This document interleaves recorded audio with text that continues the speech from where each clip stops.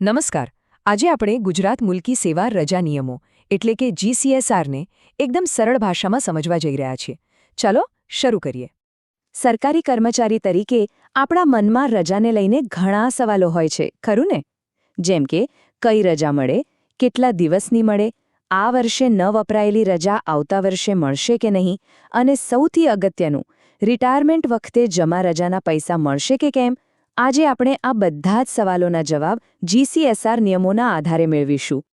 આપણે આ આખી વાતને 5 અલગ અલગ વિભાગમાં સમજીશું, જેનાથી રજાને લગતું કોઈ પણ કન્ફ્યુઝન તમારા મનમાં નહીં રહે. તો ચાલો શરૂઆત કરીએ એકદમ બેઝિક વાતથી. રજાના પ્રકારો વિશે જાણતા પહેલાં એ સમજવું જરૂરી છે કે નિયમો મુજબ રજાનો અસલી અર્થ શું થાય છે.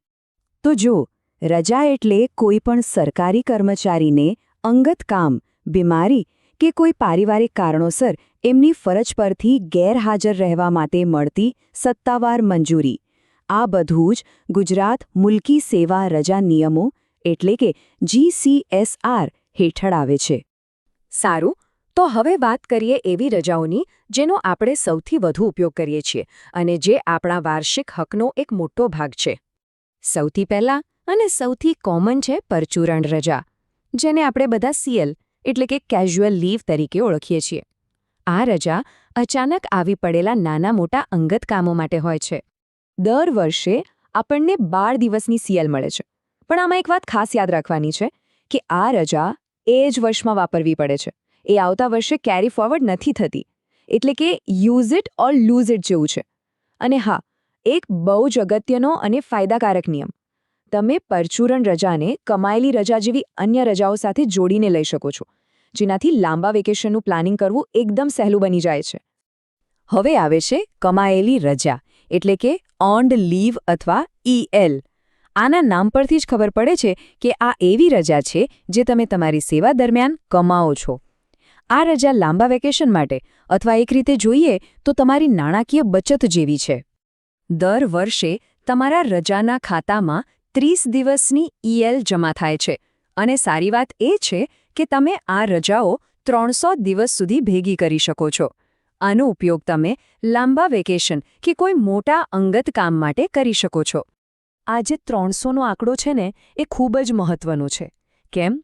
કારણ કે રિટાયરમેન્ટ વખતે તમે તમારી જમા થયેલી 300 દિવસની ઈએલનું રોકડમાં રૂપાંતર કરાવી શકો છો. એટલે કે સરકાર તમને એ 300 દિવસનો પગાર ચૂકવે છે, જે એક મોટો ફાયદો છે.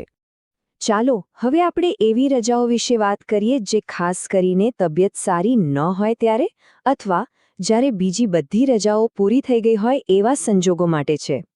અર્ધપગારી રજા એટલે કે હાફ પે લીવ. દર વર્ષે 20 દિવસની એચપીએલ તમારા ખાતામાં જમા થાય છે. આ રજા તમે તબીબી કારણોસર કે અંગત કામ માટે લઈ શકો છો, પણ એમાં પગાર અડધો જ મળે છે એ વાતનું ધ્યાન રાખવું. હવે ધારો કે તમારે રજા તો જોઈએ છે, પણ પગાર પણ પૂરો જોઈએ છે, તો એના માટે એક ઓપ્શન છે રૂપાંતરિત રજા. તમે તમારી 2 અર્ધપગારી રજા આપીને એક પૂરા પગારની રજા લઈ શકો છો. સિમ્પલ ગણિત છે. દાખલા તરીકે તમારી પાસે 40 દિવસની એચપીએલ જમા છે, તો તમે 20 દિવસની પૂરા પગારવાળી રૂપાંતરિત રજા લઈ શકો છો. અને જો એવું બને કે તમારી બધી જ રજાઓ એટલે કે ઈએલ અને એચપીએલ પૂરી થઈ ગઈ હોય તો છેલ્લો વિકલ્પ છે અસાધારણ રજા, જેને ઈઓએલ પણ કહેવાય છે. પણ સૌથી અગત્યની વાત એ છે કે આ રજા બિનપગારી હોય છે, એટલે કે આમાં કોઈ પગાર મળતો નથી. હવે આપણે એવી કેટલીક ખાસ રજાઓ વિશે જાણીશું જે જીવનના મહત્વના પ્રસંગો જેમ કે બાળકના જન્મ વખતે અને આપણી કારકિર્દીના વિકાસ માટે આપવામાં આવે છે. પરિવારમાં નવા મહેમાનના આગમન સમયે મહિલા કર્મચારીઓને 180 દિવસની પ્રસૂતિ રજા મળે છે અને પિતાની ભૂમિકાને પણ એટલું જ મહત્વ આપતા પુરુષ કર્મચારીઓને 15 દિવસની પિતૃત્વ રજાની જોગવાઈ કરવામાં આવી છે.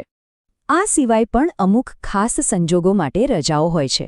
જેમ કે જો તમારે ઉચ્ચ અભ્યાસ કરવો હોય તો એના માટે સ્ટડી લીવ લઈ શકાય છે, અથવા તો ફરજ દરમિયાન કોઈ ઈજા થાય તો એના માટે વિશેષ અપંગતા રજા પણ મળે છે. ચાલો હવે આપણે આ ચર્ચાના છેલ્લા અને સૌથી મહત્વપૂર્ણ ભાગ પર આવીએ છીએ. એવા નિયમો કે જે દરેક પ્રકારની રજા પર લાગુ પડે છે. આને આપણે રજાના ગોલ્ડન રૂલ્સ પણ કહી શકીએ. આ એક વાક્ય આખા રજાના નિયમોનો સાર છે. રજા એ અધિકાર નથી. આનો સીધો મતલબ એ છે કે રજા લેવી એ તમારો હક નથી, પણ સત્તાધિકારી દ્વારા તમને આપવામાં આવતી એક સુવિધા છે. આથી અમુક નિયમોનું પાલન કરવું ખૂબ જરૂરી છે. તમારી રજા મંજૂર થશે કે નહીં તે હંમેશા તમારા ઉપરી અધિકારી પર નિર્ભર કરે છે. રજા દરમિયાન જો તમારે હેડક્વાર્ટર્સ છોડીને બહારગામ જવું હોય તો પણ પરવાનગી લેવી પડે છે, અને રજા લંબાવવી હોય તો એની પણ અગાઉથી મંજૂરી લેવી પડે છે. તો આ રજા મંજૂર કોણ કરે? સામાન્ય રીતે તમારા કચેરીના વડા, તમારા વિભાગના વડા અથવા સરકાર દ્વારા નિયુક્ત કોઈ અન્ય અધિકારી પાસે આ સત્તા હોય છે. તો ચાલો આપણે જે પણ ચર્ચા કરી એના મુખ્ય મુદ્દાઓ એકવાર ફટાફટ જોઈ લઈએ.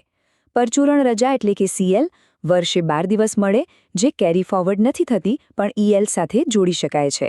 કમાયેલી રજા એટલે કે EL વર્ષે 30 દિવસ, જેમાંથી 300 દિવસનું રોકડ રૂપાંતર શક્ય છે. અર્ધપગારી રજા HPL વર્ષે 20 દિવસ, જેને રૂપાંતરિત કરી શકાય છે.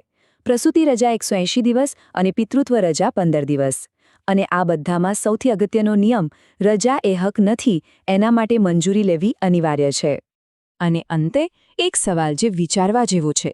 જો રજા એ અધિકાર નહીં પણ એક સુવિધા હોય, તો આપણે આપણી અંગત જરૂરિયાતો અને આપણી વ્યાવસાયિક જવાબદારીઓ વચ્ચે સંતુલન રાખીને આ સુવિધાનો સૌથી સારો અને યોગ્ય ઉપયોગ કેવી રીતે કરી શકીએ? આના પણ જરૂરથી વિચાર કરજો.